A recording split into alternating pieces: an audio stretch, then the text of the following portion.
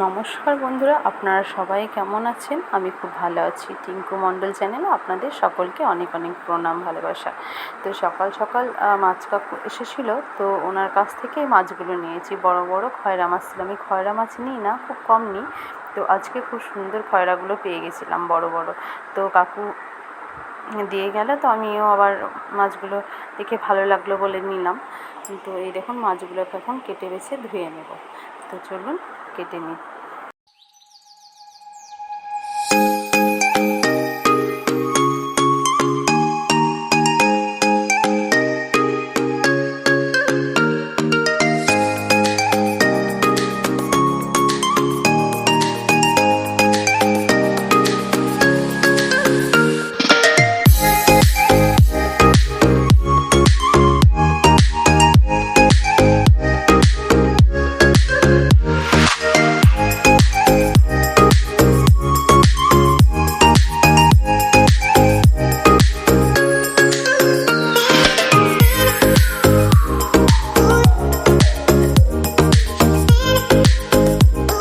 তারপরে মাছগুলোকে সুন্দর করে তো দেখলে নিয়ে আমি কেটে বেছে লবণ হলুদ মাখিয়ে ভাজতে দিয়ে দিয়েছি।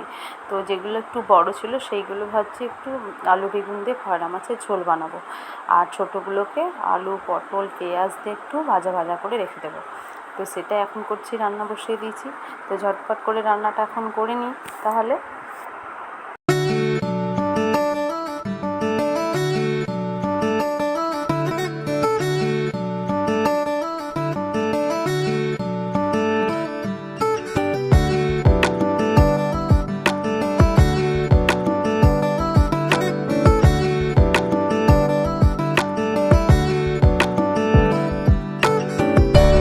তারপরে মাছ ভাজতে ভাজতে মনে পড়ে গেল যে হ্যাঁ, ভাত করেছিলাম সকালে স্কুলের জন্য, তো ওদেরকে দিয়েছি। আর ওই ভাজা মাছ দিয়ে আর আলু পটলের তরকারি দিয়ে একটু ভাত খেয়ে নিলাম।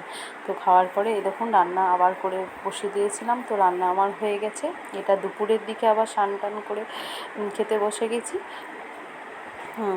দুপুরে মানে স্নান করার পরে আবার এই খাবারটা খাচ্ছি। তো এগুলো কেমন হয়েছে বলবেন।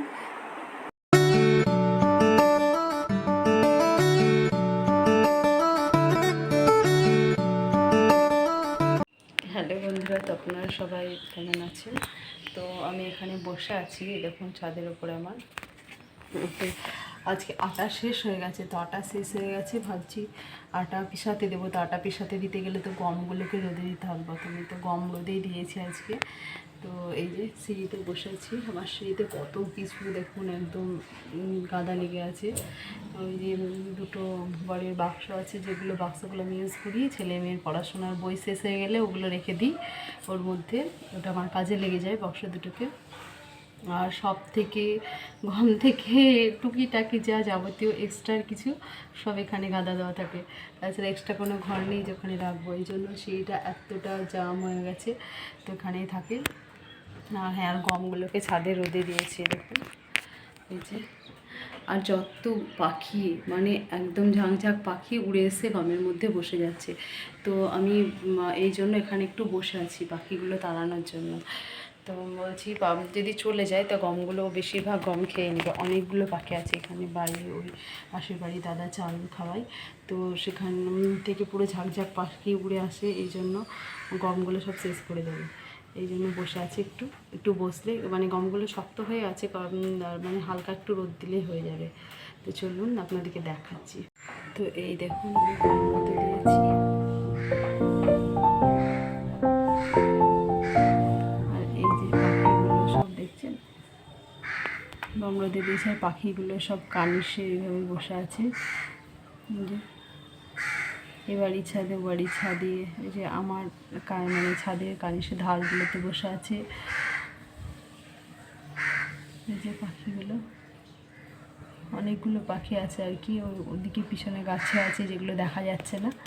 তো একটু বসে আছে, ভাবলাম একটু বসে থাকার পরে চলে যাব, শেষের দিকে ওদেরকে দেবো আমি গম, হালকা করে ছড়িয়ে দিয়ে যাব, কেননা এখন যদি রেখে চলে যায় তো ওরা পুরো মানে খাওয়ার থেকে বেশি ছিটিয়ে দেবে চারিদিকে আশপাশটা। তো সেইগুলো না কুড়িয়ে কুড়িয়ে নিতেই রোদ গরমে খুবই বিরক্তি লাগে, আমার তো ভালোই লাগে না। এই জন্য একটু বসলাম রোদে দিয়ে একটু। তো চলুন আপনাদেরকে একটু আমাদের এখানকার বাইরের পরিবেশটা দেখিয়ে দিই। তো এই দেখুন, এই পাশে যেটা দেখছেন, যেদিকটা দেখাচ্ছে ওইদিকে আমাদের রেল লাইন আছে।